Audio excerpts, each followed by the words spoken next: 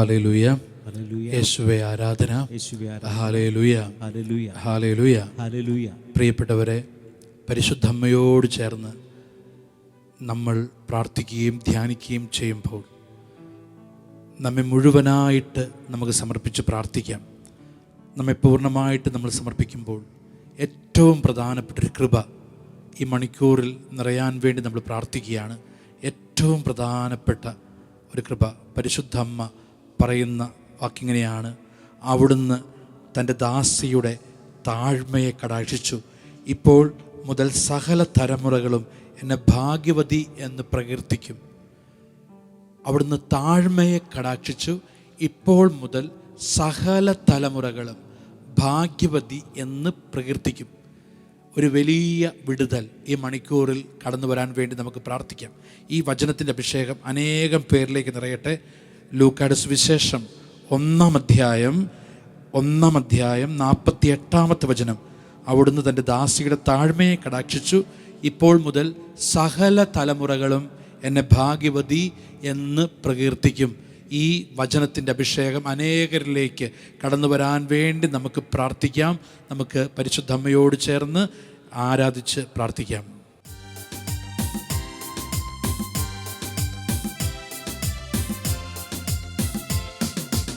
എന്തോരാനന്ദം, എന്തോരാനന്ദം, അമ്മ മേരിയൊപ്പം ആരാധിക്കുമ്പോൾ. എന്തോരാനന്ദം, എന്തോരാനന്ദം, അമ്മ മേരിക്കൊപ്പം ആരാധിക്കുമ്പോൾ. നമുക്കെല്ലാവർക്കും നമ്മുടെ എല്ലാ വേദനകളിലും നൊമ്പരങ്ങളിലും അമ്മയോട് ചേർന്ന് ഈശോയെ ആരാധിക്കാം. ഈശോയെ പരിശുദ്ധ അമ്മയോട് ചേർന്ന് ലോകം മുഴുവനും ജപമാല ചൊല്ലി പ്രാർത്ഥിക്കുന്ന സകല മക്കളോടും ചേർന്ന് ഞങ്ങൾ അങ്ങയെ ആരാധിക്കുന്നു. ഈശോയെ നമുക്ക് പ്രാർത്ഥിക്കാം.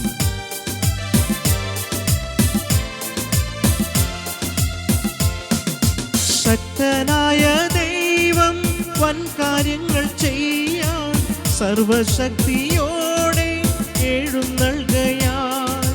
ശക്തനായ ദൈവം വൻ കാര്യങ്ങൾ ചെയ്യാൻ സർവശക്തിയോടെ എഴുന്നള്ളുകയാൽ. എന്തോരാനന്ദം, എന്തോരാനന്ദം, അമ്മ മേരിക്കൊപ്പം ആരാധിക്കുമ്പോൾ.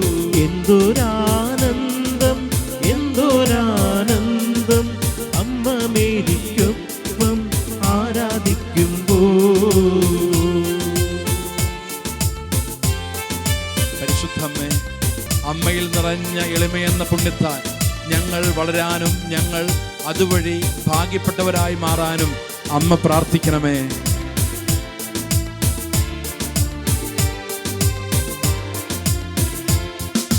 ദാസിയുടെ താഴ്മ തൃക്കൺ പാർത്ത ഉന്നതൻ ദാസരെ ഉയർത്താൻ ആണയും നീതാ. എന്തോരാനന്ദം, എന്തോരാനന്ദം, അമ്മ മേരിക്കൊപ്പം ആരാധിക്കുമ്പോൾ. ഹല്ലേലൂയ പാടാം, ഹല്ലേലൂയ പാടാം, ഹല്ലേലൂയ, ഹല്ലേലൂയ, ഹല്ലേലൂയ, ഹല്ലേലൂയ പാടാം, ഹല്ലേലൂയ പാടാം, ഹല്ലേലൂയ, ഹല്ലേലൂയ, ഹല്ലേലൂയ, ഹല്ലേലൂയ പാടാം, ഹല്ലേലൂയ പാടാം, hallelujah, hallelujah, hallelujah, hallelujah, hallelujah, hallelujah, hallelujah, hallelujah, hallelujah, യേശുവേ ആരാധന, hallelujah, hallelujah, hallelujah, hallelujah, hallelujah, hallelujah, hallelujah, hallelujah, യേശുവേ ആരാധന, ആരാധന, ഹല്ലേലൂയ, ഹല്ലേലൂയ, ഹല്ലേലൂയ, ഹല്ലേലൂയ, യേശുവേ ആരാധന, ആരാധന, hallelujah, hallelujah, hallelujah, hallelujah, hallelujah, hallelujah, യേശുവേ ആരാധന, ഹല്ലേലൂയ, ഹല്ലേലൂയ. പ്രിയപ്പെട്ടവരെ, ലൂക്കായുടെ സുവിശേഷം 1:37 നമ്മൾ ധ്യാനിച്ചു. ദൈവത്തിനൊന്നും അസാധ്യമല്ല. ദൈവത്തിന് നമ്മുടെ ജീവിതത്തിൽ പലതും സാധ്യമാകുന്നത്, ദൈവത്തിന് നമ്മുടെ ജീവിതത്തിൽ സാധ്യമാക്കാൻ കഴിയുന്നത് എപ്പോഴാണ്? ദൈവത്തിന് നമ്മുടെ ജീവിതത്തിൽ എന്തെങ്കിലും ചെയ്യാൻ പറ്റുന്നത് എപ്പോഴാണ്? ദൈവം പറയുകയാണ്, ദൈവത്തിനൊന്നും അസാധ്യമല്ല. അതിന് തൊട്ട് താഴെ കിടക്കുന്ന വചനവേദാണ്. അപ്പോൾ ആ മനോഭാവം ജീവിതത്തിൽ വന്നാൽ ദൈവത്തിന് നമ്മുടെ ജീവിതത്തിൽ പലതും സാധ്യമാക്കാൻ പറ്റും. 37-ാമത്തെ വചനം, ദൈവത്തിനൊന്നും അസാധ്യമല്ല. ദൈവത്തിനൊന്നും അസാധ്യമല്ല. നിന്റെ ജീവിതത്തിൽ, നിന്റെ കുടുംബത്തിൽ ദൈവത്തിനൊന്നും അസാധ്യമല്ല. പരിശുദ്ധമ്മയോട് ദൈവത്തിൻ്റെ ദൂതൻ പറയുകയാണ്, മോളെ, ദൈവത്തിന് ഒന്നും അസാധ്യമല്ല. ഇത് നമ്മളോട് പറയുന്നുണ്ട്. അപ്പം നമ്മൾ ചോദിക്കും, എന്നിട്ട് എന്തുകൊണ്ട് എൻ്റെ ജീവിതത്തിൽ ഒന്നും നടക്കുന്നില്ല? അത് മനസ്സിലാക്കണമെങ്കിൽ ദൈവത്തിനൊന്നും അസാധ്യമല്ല എന്ന് ദൈവം പറഞ്ഞപ്പോൾ, ദൈവത്തിൻ്റെ ദൂതൻ പറഞ്ഞപ്പോൾ, സ്വർഗം പറഞ്ഞപ്പോൾ, പരിശുദ്ധമ്മ എന്ത് പറഞ്ഞു എന്ന് മനസ്സിലാക്കണം. ദൈവത്തിനൊന്നും അസാധ്യമല്ല. അതിന് പരിശുദ്ധമ്മ കൊടുത്ത മറുപടി അടുത്ത വചനം 38. മറിയം പറഞ്ഞു, ദൈവത്തിനൊന്നും അസാധ്യമല്ല എന്ന് പറഞ്ഞപ്പോൾ മറിയം പറഞ്ഞു, ഇതാ കർത്താവിൻ്റെ ദാസി, നിൻ്റെ വാക്ക് എന്നിൽ നിറവേറട്ടെ. ദൈവത്തിനൊന്നും അസാധ്യമല്ല എന്ന് പറഞ്ഞപ്പോൾ പരിശുദ്ധമ്മ ഉടനെ പറഞ്ഞത്, ഉടനെ അതിൻ്റെ റെസ്പോൺസ് ഇതാണ്, ഇതാ കർത്താവിൻ്റെ ദാസി, ഇതാ കർത്താവിൻ്റെ ദാസി. അപ്പോൾ ആ മനോഭാവമാണ് നമ്മുടെ ജീവിതത്തിൽ ദൈവത്തിൻ്റെ പ്രവൃത്തിക്ക് കാരണമാകാൻ പോകുന്നത്. ശ്രദ്ധിച്ചോണം. നമ്മൾ പലപ്പോഴും ചിന്തിക്കുന്നൊരു കാര്യം ഇതാണ്, എന്തുകൊണ്ട് ദൈവത്തിൻ്റെ പ്രവൃത്തി എൻ്റെ ജീവിതത്തിൽ നടക്കുന്നില്ല?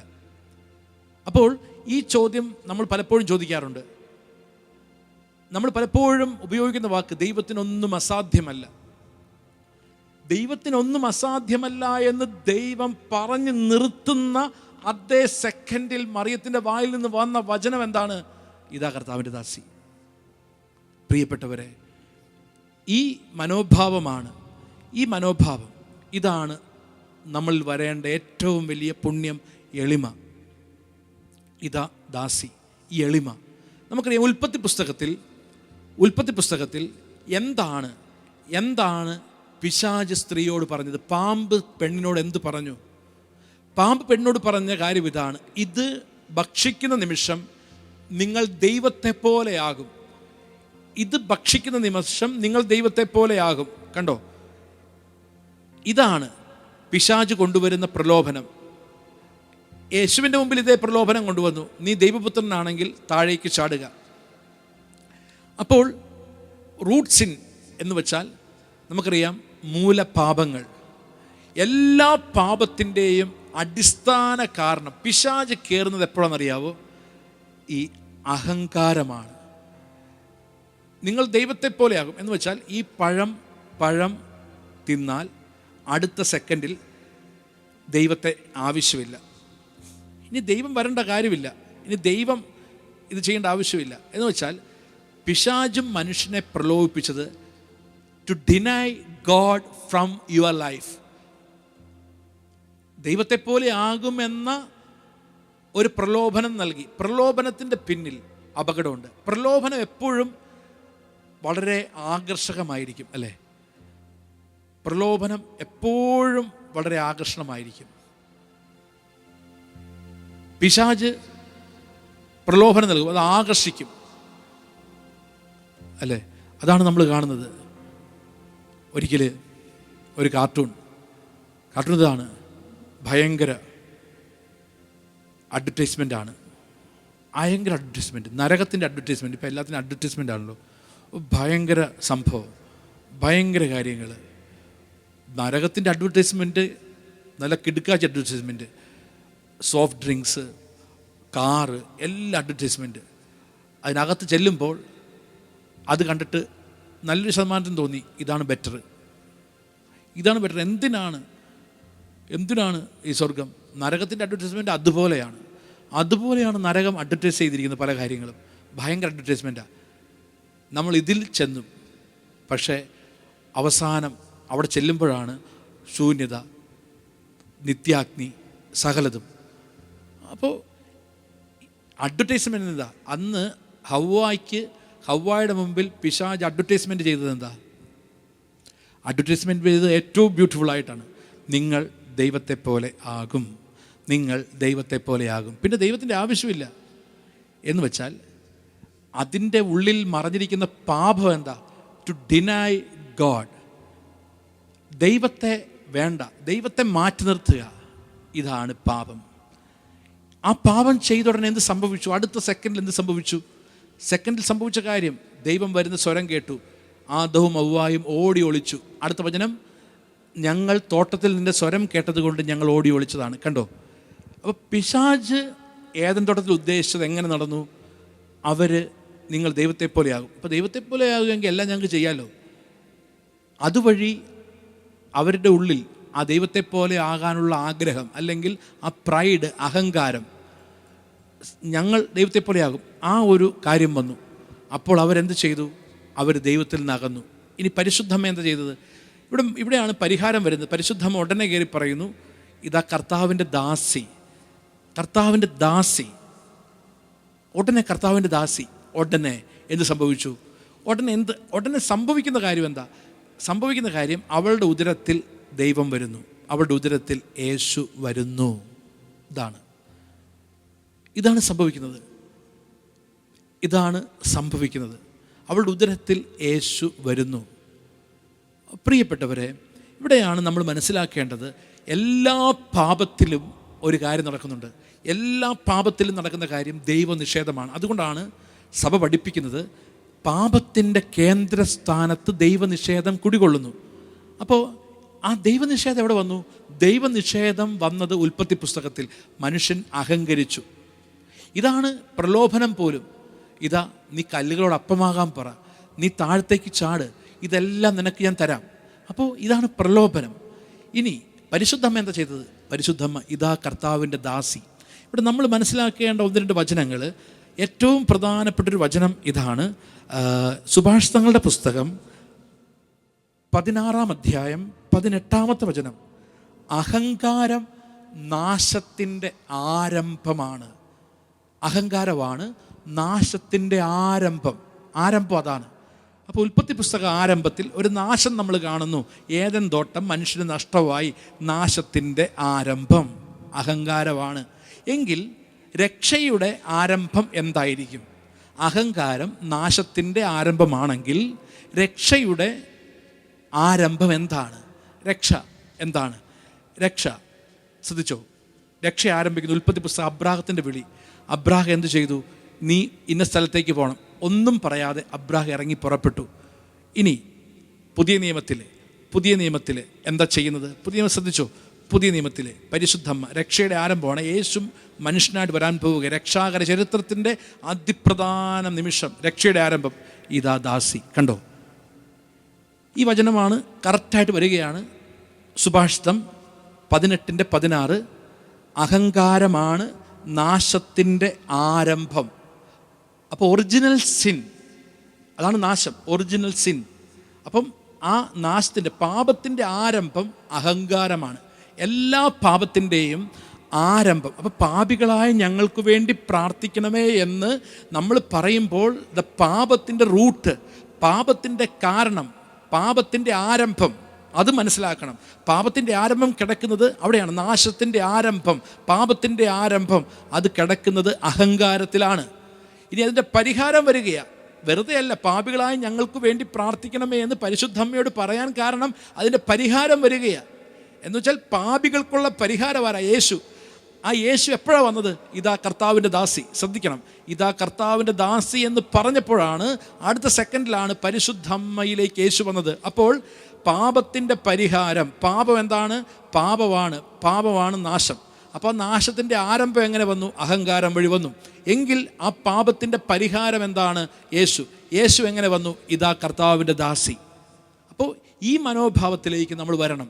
നമുക്കറിയാം, യേശയ്യാ പ്രവചൻ്റെ പുസ്തകം നമുക്കറിയാവുന്ന ഒരു വചനമാണ്. അവിടെ നമ്മൾ ഇപ്രകാരം വായിക്കും. 14-ാം അധ്യായം 12 മുതലുള്ള വചനങ്ങൾ. യേശയ്യാ 14:12. ഉഷസിൻ്റെ പുത്രനായ പ്രഭാത നക്ഷത്രമേ, നീ എങ്ങനെ ആകാശത്തുനിന്ന് വീണു? ജനതകളെ കീഴടക്കിയിരിക്കുന്ന നിന്നെ എങ്ങനെ തറയിൽ വെട്ടി വീഴ്ത്തി? നീ തന്നെത്താൻ പറഞ്ഞു, ഞാൻ സ്വർഗത്തിലേക്ക് കയറും, ഉന്നതത്തിൽ ദൈവത്തിൻ്റെ നക്ഷത്രങ്ങൾക്കുപരി എൻ്റെ സിംഹാസനം ഞാൻ സ്ഥാപിക്കും. ഉത്തരദിക്കിൻ്റെ അതിർത്തിയിലെ സമാഗമ പർവ്വതത്തിൻ്റെ മുകളിൽ ഞാനിരിക്കും. ഉന്നതമായ മേഘങ്ങൾക്കു മീതെ ഞാൻ കയറും. ഞാൻ അത്യുന്നതനെപ്പോലെ ആകും, എന്നാൽ നീ പാതാളത്തിൻ്റെ അഗാധങ്ങളിലേക്ക് തള്ളിയെടുക്കപ്പെട്ടിരിക്കുന്നു. അപ്പോൾ ശ്രദ്ധിക്കുക, ഞാൻ അത്യുന്നതനെപ്പോലെയാകും, ഞാൻ അത്യുന്നതന് മുകളിൽ കയറും. ഞാൻ എന്ന വാക്ക് അവിടെ വരുന്നത്. ഞാൻ കണ്ടോ, ഈ ഞാൻ എന്ന വാക്ക് വന്നു. ഞാൻ അത്യുന്നതനെപ്പോലെയാകും. അപ്പോൾ ഇതാണ് ഉൽപ്പത്തി പുസ്തകത്തിൽ നമ്മൾ കണ്ടത്. നിങ്ങൾ ദൈവത്തെ പോലെയാകും, ഞാൻ അത്യുന്നതനെപ്പോലെയാകും. അപ്പോൾ യേശയ്യാ പ്രവാചകന്റെ പുസ്തകം 14-ാം അധ്യായം 12 മുതലുള്ള വചനങ്ങൾ നമ്മൾ പഠിക്കുമ്പോൾ അവിടെ പല പ്രാവശ്യമാണ് ഉഷസ്സിൻ്റെ പുത്രനായ. അപ്പോൾ ആ ഉഷസ്സിൻ്റെ പുത്രൻ എങ്ങനെ പാതാളത്തിലേക്ക് വീണു, എങ്ങനെ നരകത്തിലേക്ക് പോയി, അതിൻ്റെ കാരണം ഈ പാപമാണ്, ഈ അഹങ്കാരം എന്ന പാപമാണ്. അപ്പോൾ അഹങ്കാരം എന്ന പാപം ജീവിതത്തിൽ വരുമ്പോൾ പ്രിയപ്പെട്ടവരെ, അത് നാശത്തിന് കാരണമാകും. എന്നാൽ പരിശുദ്ധ അമ്മയോട് ചേർന്ന് നമ്മൾ പാപികൾക്ക് വേണ്ടി പ്രാർത്ഥിക്കണമേ എന്ന് പറയുമ്പോൾ നമ്മൾ വെറും പറയുകയല്ല, എല്ലാ പാപത്തിൻ്റെയും കാരണമായ അഹങ്കാരത്തെ തോൽപ്പിച്ചവൾ, അഹങ്കാരം ലവലേശം ഇല്ലാത്തവൾ, കർത്താവിൻ്റെ ദാസി എന്ന് പറഞ്ഞവൾ, അവളോട് ചേർന്ന് പ്രാർത്ഥിക്കുമ്പോൾ ആ കൃപ നമ്മൾ നിറയും. പാപത്തിൻ്റെ എല്ലാ പാപങ്ങളുടെയും കാരണമായ അഹങ്കാരത്തിൽ നിന്ന് നമുക്ക് വിടുതൽ കിട്ടും എന്നതാണ് പരിശുദ്ധമ്മയോട് ചേർന്ന് പ്രാർത്ഥിക്കുമ്പോൾ നമുക്ക് കിട്ടുന്ന ഏറ്റവും വലിയ അനുഗ്രഹം എന്നത്. ഇനി അടുത്ത വചനം നമ്മൾ ശ്രദ്ധിക്കുക. പരിശുദ്ധമ്മ എന്ന് പറഞ്ഞത് അവിടുന്ന് തൻ്റെ ദാസിയുടെ താഴ്മയെ കടാക്ഷിച്ചു. അവിടുന്ന് തൻ്റെ ദാസിയുടെ താഴ്മയെ കടാക്ഷിച്ചുവെന്ന് വചനം പറയുമ്പോൾ നമ്മൾ ഒരു വചനം ധ്യാനിക്കണം. പ്രഭാഷകന്റെ പുസ്തകം 10-ാം അധ്യായം 14. കർത്താവ് പ്രബലന്മാരെ സിംഹാസനത്തിൽ നിന്ന് താഴെ ഇറക്കി വിനീതരെ ഉയർത്തുന്നു. അവിടുന്ന് അഹംഭാവികളെ പിഴുതെറിഞ്ഞ് വിനീതരെ നട്ടുപിടിപ്പിക്കുന്നു. കർത്താവ് ജനതകളുടെ രാജ്യങ്ങൾ സമൂലം നശിപ്പിക്കുന്നു. അവിടുന്ന് അഹങ്കാരികളുടെ അടയാളം പോലും തുടച്ചു നീക്കുന്നു. അപ്പോൾ എന്താ വചനം പറഞ്ഞത്? 14-ാമത്തെ വചനം, അവിടുന്ന് പ്രബലരെ സിംഹാസനത്തിൽ നിന്ന് താഴെ ഇറക്കി വിനീതരെ ഉയർത്തുന്നു. ഈ വചനം നമുക്ക് ഓർമ്മയുണ്ടല്ലോ. പരിശുദ്ധമ്മയുടെ സ്തോത്രഗീതത്തിൽ വരുന്ന വചനം, അവിടുന്ന് ശക്തന്മാരെ താഴെ ഇറക്കി അവിടുന്ന് തന്നെ ദാസിയെ ഉയർത്തി. കണ്ടോ? അപ്പോൾ ഒരു കാര്യത്തിലേക്ക് നമ്മൾ വരികയാണ്. ഏറ്റവും എല്ലാ പാപത്തിൻ്റെയും അടിസ്ഥാന കാരണം അഹങ്കാരമാണ്. പരിശുദ്ധ അമ്മയോട് നമ്മളെന്താ പ്രാർത്ഥിക്കുന്നത്? പരിശുദ്ധ അമ്മേ, തമ്പുരാൻ്റെ അമ്മേ, അല്ലേ? പരിശുദ്ധ മറിയമേ, തമ്പുരാൻ്റെ അമ്മേ, പാപികളായ ഞങ്ങൾക്ക് വേണ്ടി പ്രാർത്ഥിക്കണമേ. ശ്രദ്ധിക്കുക, ഒന്ന് പരിശുദ്ധമ്മ നമ്മൾ ധ്യാനിച്ചു. പരിശുദ്ധമ്മ അവൾ പൂർണ്ണമായിട്ടും പരിശുദ്ധയാണ്. പരിശുദ്ധ മറിയമേ, തമ്പുരാൻ്റെ അമ്മേ. കണ്ടോ? അപ്പോൾ നമ്മൾ ദൈവത്തിൻ്റേതാകാനുള്ള വഴി എന്താ? ദൈവത്തിൻ്റേതാകാൻ. തമ്പുരാൻ്റെ അമ്മേ, ഞാൻ ദൈവത്തിൻ്റേതാവുകയാണ്. ഞാൻ ദൈവത്തിൻ്റേതാകാനുള്ള വഴി എന്താ? ദൈവത്തിൻ്റേതായിരുന്നു, അല്ലേ? ദൈവത്തിൻ്റെ ഛായയിലും സാദൃശ്യത്തിലും ദൈവം സൃഷ്ടിച്ചു. ദൈവത്തിൻ്റേതായിരുന്നു. ആര്? ദൈവത്തിൻ്റേതായിരുന്നു ആദവും ഹവ്വായും. എന്നാൽ ആ ദൈവത്തിൻ്റേതായിരുന്ന ആദവും ഹവ്വായും അവർ ഏതിൽ നിന്ന് അവർ ദൈവത്തെ നിഷേധിച്ചു. ഇനി പരിശുദ്ധ അമ്മ എങ്ങനെ ദൈവത്തിൻ്റേതായത്? ഇതാ കർത്താവിൻ്റെ ദാസി, ഇതാ കർത്താവിൻ്റെ. ഇത് പരിശുദ്ധ അമ്മ പറഞ്ഞതാ, കർത്താവിൻ്റെ ദാസി. അപ്പോൾ നമ്മൾ പ്രാർത്ഥിക്കുന്നത് എന്താ? പരിശുദ്ധ മറിയമേ, തമ്പുരാൻ്റെ അമ്മേ, പാപികളായ ഞങ്ങൾക്ക് വേണ്ടി. തമ്പുരാൻ്റെ അമ്മയായത് എങ്ങനെയാ? ഇതാ കർത്താവിൻ്റെ ദാസി എന്ന് പറഞ്ഞപ്പോൾ. അപ്പോൾ നമ്മൾ ഓർക്കുക, രക്ഷാകര ചരിത്രത്തിൽ അല്ലെങ്കിൽ ബൈബിൾ നമ്മൾ പഠിക്കുമ്പോൾ ഉൽപ്പത്തി പുസ്തകത്തിൽ പിശാചാദ്യം കൊടുത്ത പാപം എന്നത് പ്രൈഡാണ്, അഹങ്കാരമാണ്. അതുകൊണ്ടാണ് സുഭാഷിതം 16:18 പറഞ്ഞത്, അഹങ്കാരം നാശത്തിൻ്റെ ആരംഭമാണ്. അഹങ്കാരം നാശത്തിൻ്റെ ആരംഭമാണെന്ന് നമ്മൾ മനസ്സിലാക്കി. ഇനി അതിൻ്റെ പരിഹാരം എന്താ? അപ്പോൾ അഹങ്കാരത്തിന് ഓപ്പോസിറ്റ് എളിമയാണ് രക്ഷയുടെ ആരംഭം. പരിശുദ്ധമ്മയാണ് ഏറ്റവും എളിമപ്പെട്ടത്. ഇതാ കർത്താവിൻ്റെ ദാസി, പരിശുദ്ധമ്മയാണ്. അവിടെയാണ് നമ്മൾ. അപ്പം നമ്മൾ മനസ്സിലാക്കണം, ഇത് വെറുതെ നമ്മൾ പ്രാർത്ഥിച്ചു പോവുകയല്ല. രക്ഷാകര ചരിത്രം മുഴുവനും ആ ഒരൊറ്റ വാക്കിൽ എത്തുകയാണ്. പരിശുദ്ധ അമ്മേ, തമ്പുരാൻ്റെ അമ്മേ, ഞങ്ങൾക്ക് വേണ്ടി പ്രാർത്ഥിക്കണമേ എന്ന് പറയുമ്പോൾ എന്താ അർത്ഥം? അഹങ്കാരം വഴി പാപം വന്നു. ആ പാപത്തിൽ ഞങ്ങളും പങ്കുചേരുന്നു. ആ പാപം ഞങ്ങളെയും സ്വാധീനിക്കുന്നു. എന്നാൽ പരിശുദ്ധമ്മേ, നീ കർത്താവിൻ്റെ ദാസിയെന്ന് പറഞ്ഞപ്പോൾ, നീ കർത്താവിൻ്റെതെന്ന് പറഞ്ഞപ്പോൾ, ഹൗവ ഡിനൈ ചെയ്ത ദൈവത്തെ നീ ദൈവത്തിൻ്റെതെന്ന് പറഞ്ഞ് ഏറ്റെടുത്തപ്പോൾ എന്ത് സംഭവിച്ചു? സംഭവിച്ച കാര്യം നിന്നിലേക്ക് രക്ഷ വന്നു. അപ്പോൾ നമ്മൾ പരിശുദ്ധ മറിയമേ, തമ്പുരാൻ്റെ അമ്മേ, പാപികളായ ഞങ്ങൾക്ക് വേണ്ടി പ്രാർത്ഥിക്കണമേ എന്ന പ്രാർത്ഥന ചൊല്ലുമ്പോൾ വെറുതെ ചൊല്ലിയാൽ പോരാ. ഇത്രയും കാര്യങ്ങളുണ്ട്. ഇത്രയും കാര്യങ്ങൾ ഡീറ്റെയിൽസ് ആയിട്ട് അതിൽ കിടപ്പുണ്ട്. കാരണം ഈ വചനം കൂടി വെച്ച് ധ്യാനിക്കണം. എന്ന് വെച്ചാൽ അഹങ്കാരമാണ് നാശത്തിൻ്റെ ആരംഭം. അപ്പോൾ നാശം അല്ലെങ്കിൽ പാപം തുടങ്ങിയത് ഉൽപ്പത്തി പുസ്തകത്തിൽ ഈ അഹങ്കാരം വഴിയാണ്. എന്നാൽ അഹങ്കാരം, ആ നാശത്തിൻ്റെ പരിഹാരം എന്താ? പരിഹാരം യേശു. ആ പരിഹാരമായ യേശു എങ്ങനെ പരിശുദ്ധമ്മയിലേക്ക് വന്നു? ഇതാ കർത്താവിൻ്റെ ദാസി. അത് പറഞ്ഞപ്പോഴാണ് പാപത്തിൻ്റെ പരിഹാരമായ യേശു പരിശുദ്ധമ്മയുടെ ഉദരത്തിൽ വന്നത്. അപ്പോൾ ഞാൻ പരിശുദ്ധമ്മേ, പാപികൾക്ക് വേണ്ടി പ്രാർത്ഥിക്കണമേ എന്ന് പറഞ്ഞ് പ്രാർത്ഥിക്കുമ്പോൾ, പ്രിയപ്പെട്ടവരെ, ഈ ബൈബിളിൻ്റെ രക്ഷാകര സന്ദേശത്തെ മുഴുവനും ഒറ്റ സെൻറ്റൻസിലേക്ക് പരിശുദ്ധ അമ്മ വഴി നമ്മുടെ ജീവിതത്തിലേക്ക് എത്തുകയാണ്. അപ്പോൾ അത്രയും അർത്ഥമാണ് പരിശുദ്ധ മറിയമേ, തമ്പുരാൻ്റെ അമ്മേ, പാപികളായ ഞങ്ങൾക്ക് വേണ്ടി പ്രാർത്ഥിക്കണമേ എന്ന ഒറ്റ വാക്കിലൂടെ നമ്മുടെ ജീവിതത്തിലേക്ക് നിറയുന്നത്. അപ്പോൾ നമ്മൾ പരിശുദ്ധ അമ്മയോട് ചേർന്ന് പ്രാർത്ഥിക്കുമ്പോൾ എളിമയെന്ന പുണ്യം, എളിമയിൽ വളരാൻ എളിമയിൽ നമ്മൾ വളരുമ്പോൾ, അല്ലെങ്കിൽ ആ ദാസി മനോഭാവത്തിൽ നമ്മൾ വളരുമ്പോൾ, ആ ദാസനാണ് ഞാൻ, കർത്താവിൻ്റെ ദാസി എന്ന മനോഭാവത്തിലേക്ക് നമ്മൾ വരുമ്പോൾ, ആ എളിമയിലേക്ക് നമ്മൾ വളരുമ്പോൾ എന്ത് സംഭവിക്കും? നമ്മളിൽ രക്ഷയുടെ ഇടപെടൽ വരും. നമ്മളിൽ രക്ഷാകര ചരിത്രം രൂപപ്പെടും. നമ്മളിൽ രക്ഷ അനുഗ്രഹമായിട്ട്, അഭിഷേകമായിട്ട് മാറും. നമുക്ക് പ്രാർത്ഥിക്കാം. ഈ ആരാധനയിൽ ഈശോയെ സമർപ്പിക്കുന്നു. ഒറിജിനൽ സിൻ, അതുവഴി ഞങ്ങളെ സ്വാധീനിക്കുന്ന എല്ലാ പാപത്തിൻ്റെ കെട്ടുകളും പാപത്തിൻ്റെ ബന്ധനങ്ങളും അഴിയാൻ വേണ്ടി ഞങ്ങൾ പ്രാർത്ഥിക്കുന്നു. പരിശുദ്ധമ്മേ, ഈ ആരാധനയിൽ എല്ലാ പാപികളെയും ഞങ്ങൾ സമർപ്പിക്കുന്നു. പാപത്തിൽ നിന്ന് ഞങ്ങൾക്ക് വിടുതൽ നൽകണമേ. ആമേൻ.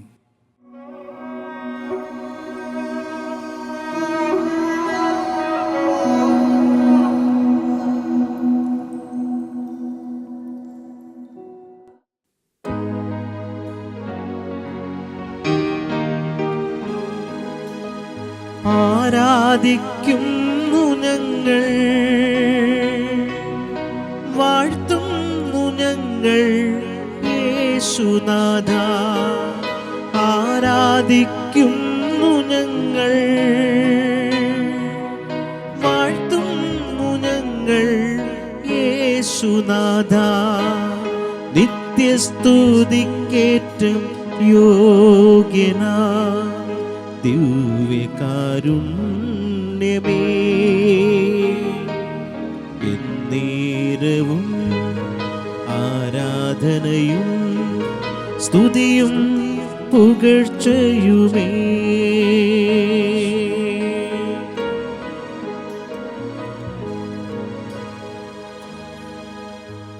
കരങ്ങൾ ഹൃദയത്തോട് നമുക്ക് ചേർത്ത് വയ്ക്കാം.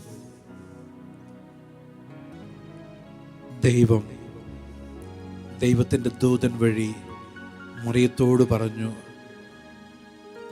ദൈവത്തിന് ഒന്നും അസാധ്യമല്ല എന്ന് പറഞ്ഞപ്പോൾ മറിയം പറഞ്ഞു, ഇതാ കർത്താവിൻ്റെ ദാസി, ഇതാ കർത്താവിൻ്റെ ദാസി. പ്രിയപ്പെട്ടവരെ,